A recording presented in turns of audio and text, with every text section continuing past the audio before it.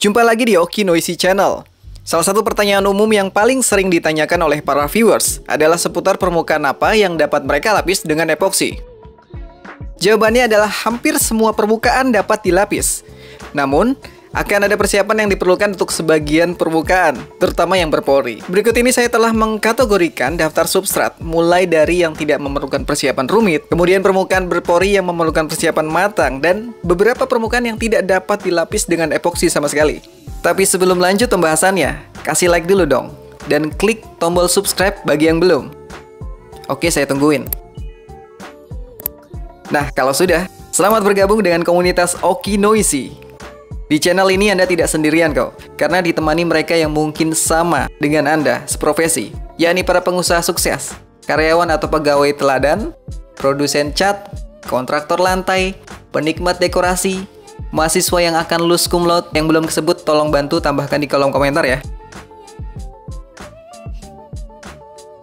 Tanpa basa-basi lagi, ini dia pembahasan Oki Noisy di episode kali ini.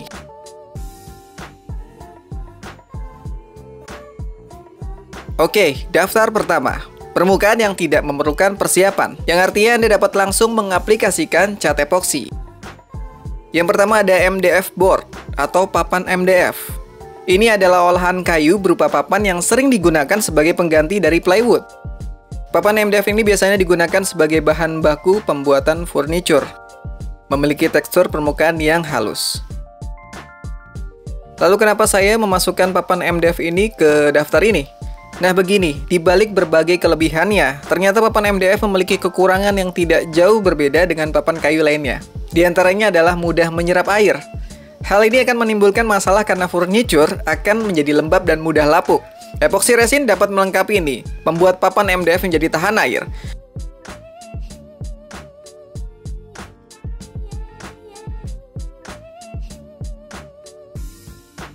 Permukaan selanjutnya dalam daftar adalah Formica. Formica merupakan merek dagang jenis plastik laminasi. Lapisan resin bening akan membuat Formica lebih kedap air, anti noda, dan tahan terhadap benturan, serta memberikan daya kilap tinggi.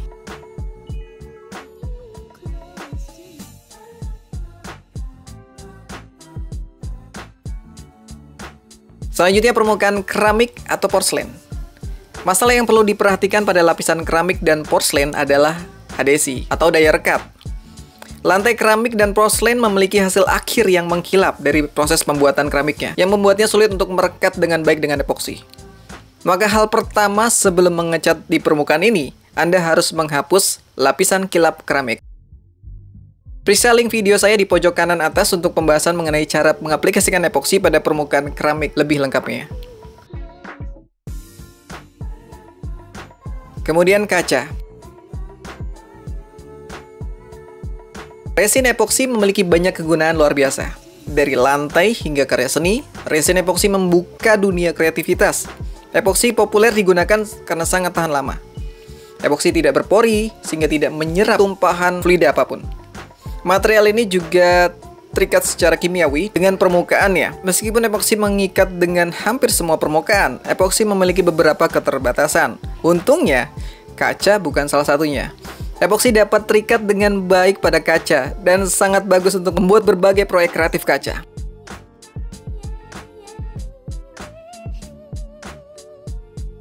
Biasanya orang menganggap epoksi hanya cocok dengan beton atau epoksi dan kayu sebagai pilihan saat menggunakan cat epoksi.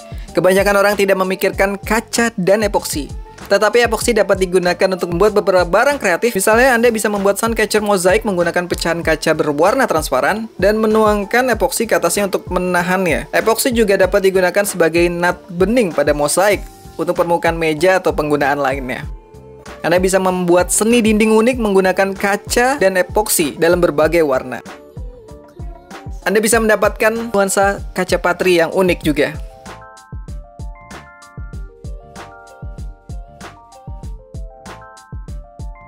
Permukaan metal. Seperti halnya epoksi yang mampu merekat pada permukaan plastik, epoksi pun dapat merekat dengan baik pada permukaan metal. Epoksi pada permukaan metal dimanfaatkan sebagai lapisan anti karat atau lapisan tahan panas. Oke, untuk semua permukaan yang telah saya sebutkan, Sebelum mengaplikasikan epoksi pada permukaan tersebut, pastikan permukaannya bersih dan bebas dari kotoran dulu. Jika Anda menuangkan epoksi pada meja, saran saya gunakan pula cat epoksi primer untuk dasar permukaannya. Jadi saat epoksi mengalir seperti madu dan mengarah ke segala permukaan yang lebih rendah, nah epoksi bisa lebih tipis di sebagian area. Maka menerapkan lapisan dasar bisa memastikan Anda memiliki warna yang konsisten di seluruh bagian.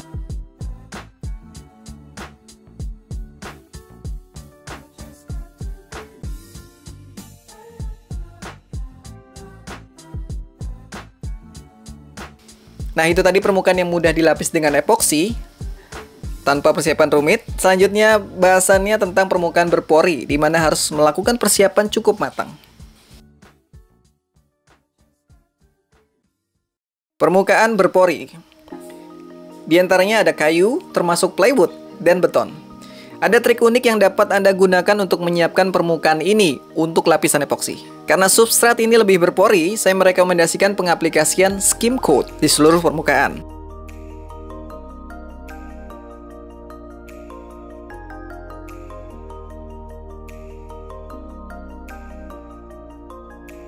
Persiapan ini digunakan untuk melapis permukaan dan mencegah gelembung udara terbentuk selama lapisan menyebar dan meminimalisir delaminasi akibat kelembapan.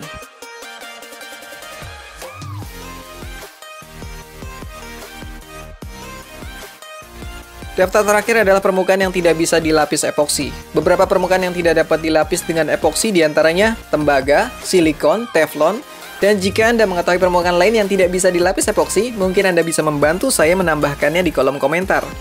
Satu-satunya cara untuk mengetahui apakah epoksi akan terikat pada material tertentu adalah dengan cara mencobanya.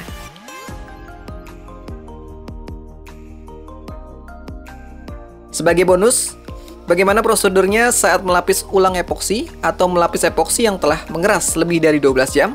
Untuk hal ini Anda perlu mengamplas permukaan epoksi agar lapisan berikutnya dapat merekat.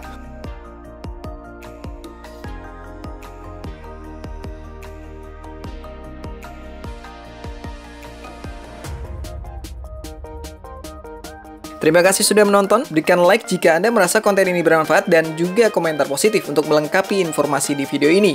Segera makan kalau lapar dan jangan gampang baper. Sampai jumpa di episode selanjutnya, bye-bye!